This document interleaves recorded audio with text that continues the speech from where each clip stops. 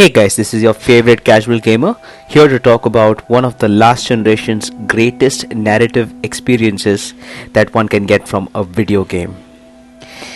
I'm back after a month and well, unfortunately due to the COVID situation I was not able to make many videos. Not that I did not want to, but it's just it didn't seem right to make videos during the time.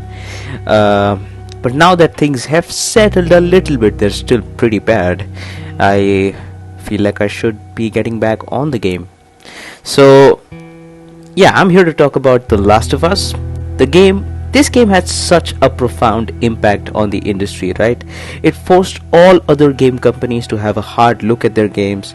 The Last of Us gave heart to many video games which we all love and consider to be industry legends, such as The Witcher 3, God of War, Horizon Zero Dawn, Uncharted 4, and even Death Stranding. Even the games which I personally did not like as much, such as Days Gone, could have been a total shipwreck if it wasn't for the influence that Last of Us had on a game like that, and many games that do not even belong to the survival genre. I personally do not recall ever getting so attached to a character in a video game before. Also, the fact that you get to control both of these characters, both the protagonists, and watch them go through hell, scrapping for basic necessities, putting their lives on stake, made me care even more for these characters. Let's talk about this game in more detail. First up is storyline.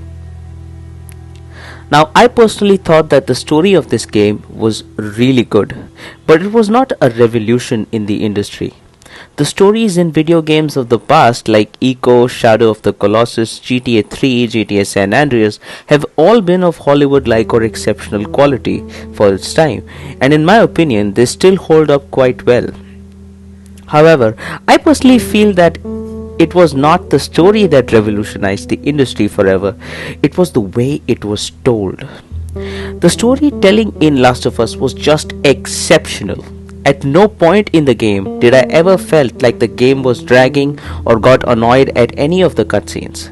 I was so invested in the acting performances of Troy Baker and Ashley Johnson that I finished the game on my first playthrough in just one sitting. Took me 15 hours to beat that game, but I was so happy after the experience. You just cannot do anything else when you're playing this game. You just want to get your baby girl to safety. This game also does a fantastic job of establishing its tone in the opening 15 minutes. No game was able to achieve this before this game, and very few are able to achieve this even now. And that includes the sequel to this game, which is Last of Us Part 2. The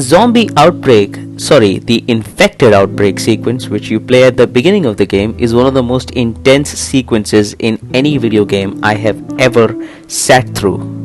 You instantly start to care for Joel and his daughter, and even though I'm not a father yet, I could feel Joel's pain because I know people who have lost their children. It's the most harrowing thing that can happen to any human being on this planet, and I totally sympathize with him. Another reason why every time I play through that sequence I still get goosebumps is because I honestly never thought of Joel as a video game character. The incredible voice acting and the outstanding motion capture in the game made me feel that Joel is a real person. He felt so goddamn real in the game. He was basically portrayed as a everyman, which is why everybody loves him so much. Anyways, so 20 years later, he's being tasked with smuggling a 14-year-old girl across America. Now, I would not get into the details as I want to keep this as spoiler-free as I can, but I will just say that the 14-year-old girl named Ellie is the best video game character of all time. I still believe that. It is the most well-written, brilliantly acted character ever. This is undoubtedly Naughty Dog's crowning achievement in video games. Ellie makes every other companion character in games released even today or before that, which came before it, look like a liability. Even in the most intense encounters in the game, you will never feel scared because Ellie will be watching your back. This is the most humane and natural relationship that has ever developed in front of me in a video game, period. Now let's talk about the gameplay. The gameplay of Last of Us was often touted as the best in the genre by various video game media outlets at the time. While I certainly do not agree with that statement, I understand why everyone went bonkers about it. I personally feel that this game started the companion based narrative style of games. I can't help but sense the influence this game has had on games like God of War, The Witcher 3, A Plague Tale of Innocence, and Metal Gear Solid 5 and Death Stranding, to name a few, which all have some sort of companion or buddy system in them. They are well made games, and many games wear their influences on their sleeves as well, like A Plague Tale Innocence. Hence, I think that while The Last of Us may not have the best stealth mechanics, the best combat mechanics, or the best gunplay, or the best crafting system, as an overall package, this gameplay was a gigantic success in my opinion.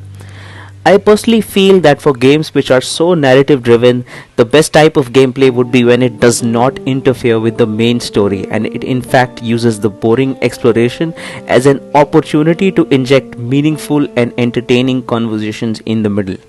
And these little pieces of exposition are the cherry on top of the cake, and Last of Us does it brilliantly, in my opinion. The enemy AI in the game was predictable but quite fun to engage with, especially with the runners and the clickers. Every time these clickers came onto the screen, I would just shit my pants. These are some of the most intense encounters you will face in the game, and they are totally worth the anxiety attack. I also noticed that the game wants the player to use a different strategy for each of the 4 enemy types, which are the stalkers, runners, clickers, and of course bloaters, which are pretty much a boss fight in the game. The absolutely perfect length of the game also ensures that the gameplay is varied and does not feel too repetitive, unlike its sequel. And all in all, I think this too was a huge success. Let's talk about the sound design and music. Another area in which this game excels is in the music. Gustavo Santaolalla, I believe I'm pronouncing his name correctly, established himself with one of the most greatest music composers of this generation with this moving musical score. As I was writing this review, I was listening to the title track on Spotify, and it the entire time kept playing in my head. I felt that just by listening to the title track on this game, which says something, I just, there was this situation in the game where this track was supposed to be played, and when I listen to that track, I always think about that scene in the game, so it's absolutely brilliant.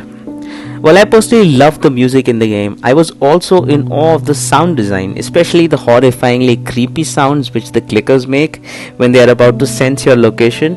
It was just excellent. I personally feel that the musical score of The Last of Us Part 2 is one of the best, if not the best musical scores in the game. So I think he improved it in the sequel. They elevate the linear experience that this game wants the players to have, and the impact of each major event in the game is elevated to another degree with the soundtrack. I still listen to the soundtrack on Spotify, and each track that I listen makes me think about the particular event in the game. Very few games can achieve this level of immersion, and for that I applaud Naughty Dog.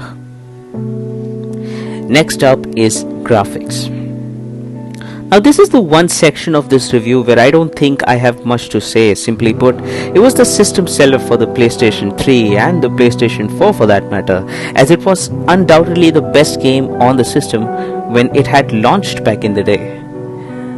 The DLC bundle was also a sweet addition, making the remastered edition on the PlayStation 4 the best way to experience this game.